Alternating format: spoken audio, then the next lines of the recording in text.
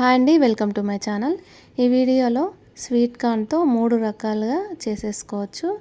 టేస్టీగా ఉంటుంది, ట్రై చేయండి.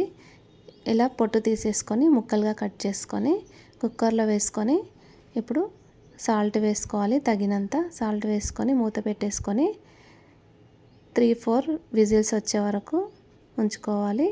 తర్వాత మూత తీసేసుకొని చల్లారిన తర్వాత ఒక ప్లేట్లోకి వేసుకొని కారం ఇలా చుట్టూ వేసేసుకోవాలి. తర్వాత చాట్ మసాలా వేసుకోవాలి. తర్వాత కొంచెం సాల్ట్ తగ్గింది అనుకుంటే సాల్ట్ వేసేసుకోవాలి లైట్గా.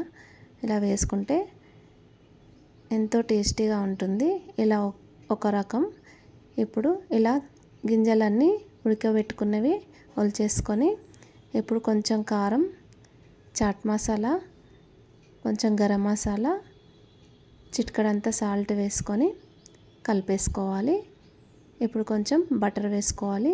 1/2 స్పూన్ అంతా బటర్ వేసుకొని ఇలా కలిపేసుకోవాలి. ఇది రెండో రకం అయిపోయింది.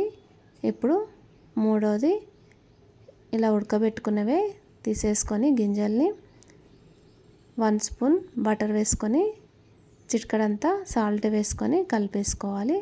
అంతేనండి, 3 రకాల స్వీట్ కార్న్తో ఎంతో ఈజీగా చేసేసుకోవచ్చు. 3 రకాలు స్వీట్ కార్న్తో వెరైటీస్.